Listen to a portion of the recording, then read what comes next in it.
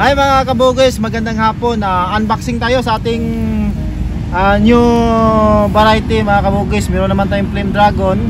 Meron na tayong mga ibang top rare tulad ng IC Camellia Pink.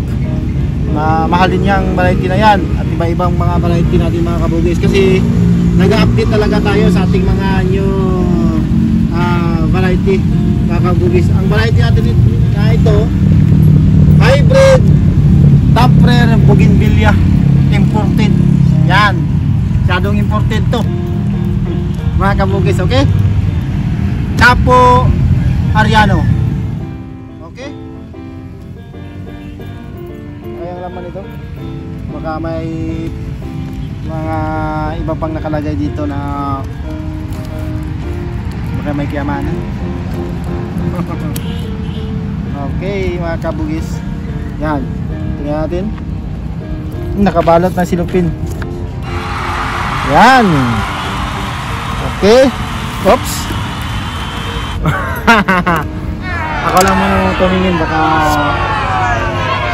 hindi siya tutubo. Okay. Yan, kabugis. Dapat kung excited ako, excited din kayo makita yung bago nating variety. Okay. Maliit lang yung lalagyan niya. Ito top rare na top rare talaga ito, walang biruan. Top rare na top rare to. Hindi ito biro. Talagang top rare to, bagong dating. Kabugis. Ito ay Capo Ariano na variety.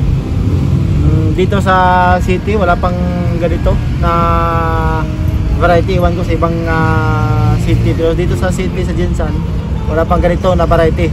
Okay? Yan, pakita natin para sa kanila, para hindi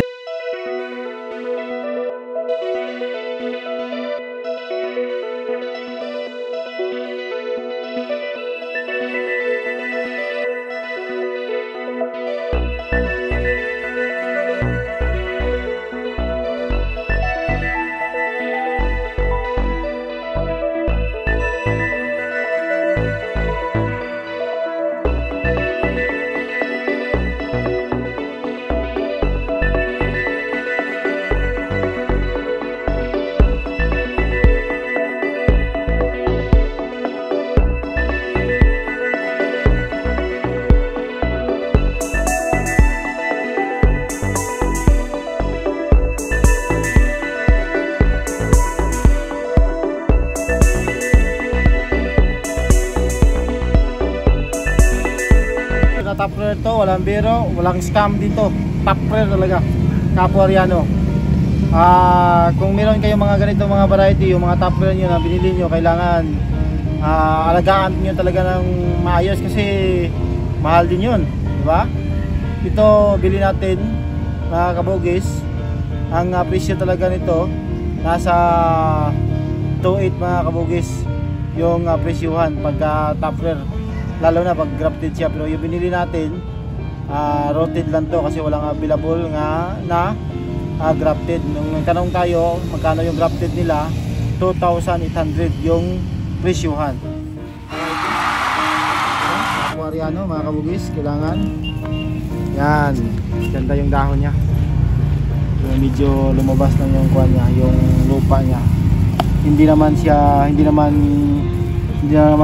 galaw yung puno mga kabugis kasi nag-guide talaga siya. Yan, tanggalin natin yung silupin niya para makita natin yung katawan niya kung kumusta ba. Okay? Bagong dating lang ito mga kabugis. Yan. Yan. Yan mga kabugis. Medyo nagalaw lang yung ilalim.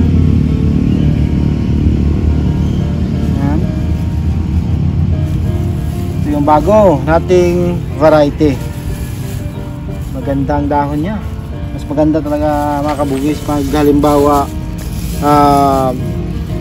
variegated yung dahon, lalo na pagka top rare. Yan ang pinakamaganda.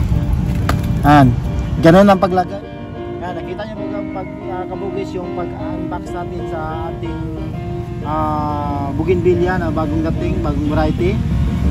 Yung paglagay sa kanya, nilagay siya ng silupin, tinali ng maayos, na dikit talaga na hindi makalabas yung lupa niya. Ito, pagkatapos pinasok siya sa karton na hindi siya masyadong makagalaw. Kasi pag gagalaw siya, ganyan, magalaw siya masyado, may posibilidad na masira yung inyong bougainvillea. At sakto lang siya talaga dito sa karton na pinaglagyan sa kanya. May dipinsa siya na kawayan para hindi mabali yung kanyang mga sanga kung didikit dito sa kanyang stem. Okay?